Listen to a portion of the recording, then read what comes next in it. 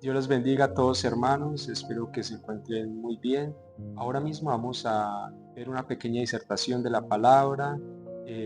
Agradecemos a Dios primeramente porque nos ha dado esta oportunidad y también agradecerles a cada uno que nos están viendo y esperamos grandemente que sea de edificación para su vida.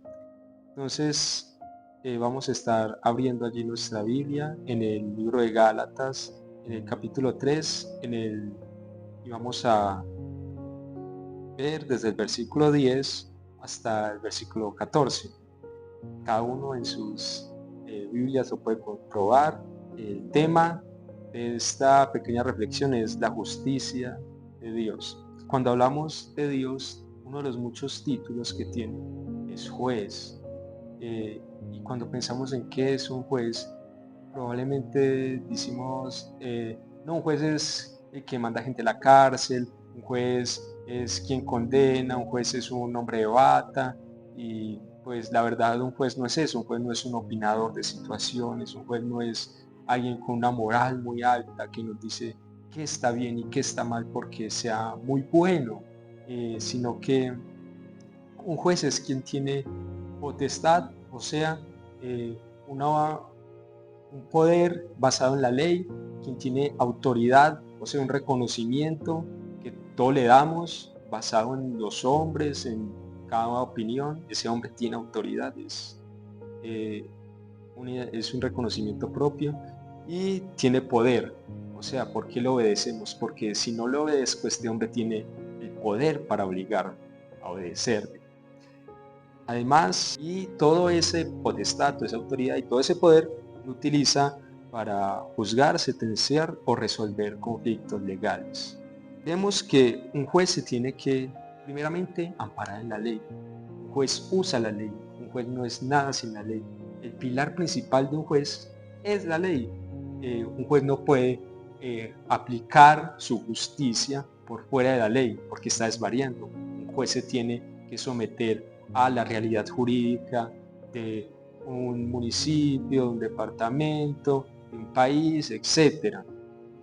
Entonces, cuando pensamos en Dios como juez, nos preguntamos, ¿cuál es el pilar de Dios? ¿Qué le da el derecho a Dios para ejercer justicia? No solo sobre mi vida, sino sobre nosotros y sobre todo, sobre toda la creación. Eh, pues podemos responder esta pregunta con un ejemplo. ¿Quién juzga la obra de arte que acaba de hacer un artista? Un artista pinta una obra de arte. ¿Quién la juzga? ¿Quién tiene el derecho a juzgarla? Pues quien la pintó, quien la realizó. Eh, o a quien el artista le da ese derecho de realizarla, a un vendedor, a un crítico. Usted puede criticar mi obra si se la muestra, pero principalmente quien critica la obra es el artista. Alguien cocina en su casa un plato, ¿quién puede juzgarlo? Pues el que lo cocina o el que lo cocina le da a probar para quien lo hizo. Digamos que alguien prueba sin autorización el plato y dice, oh, esto quedó horrible. Pues claro, yo no lo hice para usted. Usted no tiene derecho a opinar sobre lo que yo hice. Lo hice para mí o para quien yo le di a probar. Entonces, podemos ver allí en Colosenses capítulo 1, versículos 16 y 17, cada uno puede verlo, que dice que por Él y para Él fueron hechas todas las cosas. O sea, ¿quién tiene derecho a opinar de toda la creación? ¿Quién tiene derecho a juzgar? Es Dios, porque todas las cosas fueron hechas por Él, es el artista, y todas las cosas fueron hechas para Él. A Él se le dieron a probar, a Él se le dieron para que juzgara por ello.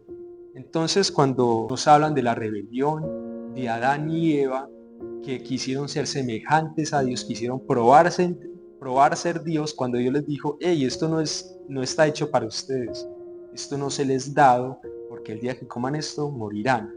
Entonces, cuando ellos probaron de ese fruto, probaron de algo que no estaba hecho para ellos. Quisieron ser Dios, quisieron juzgar como Dios, eh, cuando ellos no eran Dios, cuando ellos no tenían el derecho a probar, cuando ellos no tenían el derecho a juzgar. Entonces, esa es la rebelión terrible de Adán y Eva, que decimos, no, solo comieron de algún fruto, no está tan mal, alguien extendió la mano y comió, pero es más terrible cuando vemos desde este punto de vista. Ellos quisieron juzgar como Dios. Entonces queda establecido que Dios tiene derecho, efectivamente Dios tiene derecho a juzgar. ¿Por qué? Por Él y para Él son hechas todas las cosas.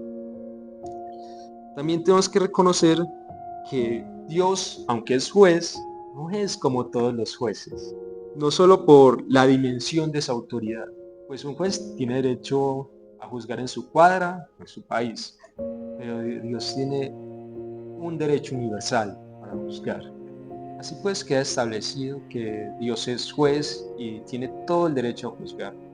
Vemos también que Dios no es como todos los jueces, no solo por la dimensión, que tiene un derecho universal, no es como un juez que tiene derecho a juzgar en su cuadra o en su país, sino que tiene derecho universal, sino lo que diferencia a Dios es que además de ser juez, es abogado.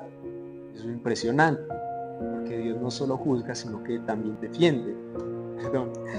Entonces, esto lo podemos ver claramente en el primer libro de la Biblia, en Génesis, cuando Adán y Eva cometen ese pecado terrible. Antes de cualquier cosa, primero queda claro, Dios condena a Satanás, pero lo primero que hace antes de condenar al hombre es, y pondré en enemistad, dice, entre la simiente tuya, del hombre, anunciando la salvación del hombre, que es a través de Jesús, enemistad entre la serpiente, y la serpiente le herirá en el calcañar, o sea, en el talón, pero la simiente de la mujer, o sea, Cristo, le herirá en la cabeza, es la que da la victoria. Entonces, antes de dar cualquier juicio contra el hombre, por ti será maldita la tierra y no podrás cultivar y aumentar tus dolores. Antes de dar esa maldición, dio la salvación.